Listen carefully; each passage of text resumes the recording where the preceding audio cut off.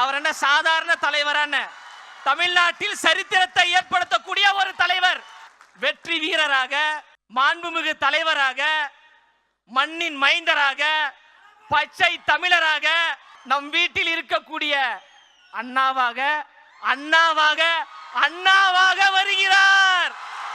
எவ்வளவு அடக்குமுறைகள் வந்தாலும், எவ்வளவு ஒடுக்குமுறைகள் வந்தாலும் அதை சந்திப்பதற்கு நாம் எல்லோரும் தயாராக இருக்கிறோம். நமக்கான முகவரி தளபதியினுடைய முகமும் தளபதியினுடைய சிரிப்புமே போதுங்க. தாய்மார்களுடைய ஆதரவு நமக்கு இருக்கு.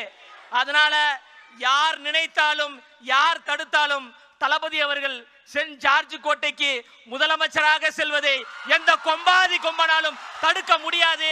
அதற்கு நாம் எல்லோரும் அணிதிரண்டு களப்பணி செய்வோம் என்று கூறி பேச வாய்ப்பளித்த தமிழ்நாட்டினுடைய வருங்கால முதலமைச்சர் தளபதி அவர்களுக்கும், இந்த கழகத்திற்காக நேரம் பார்க்காமல் உழைத்துக் கொண்டிருக்கின்ற கழகத்தினுடைய பொதுச் செயலாளர் அவர்களுக்கும் மனப்பூர்வமான நன்றியை கூறி நிறைவு செய்கிறேன். நன்றி, வணக்கம்.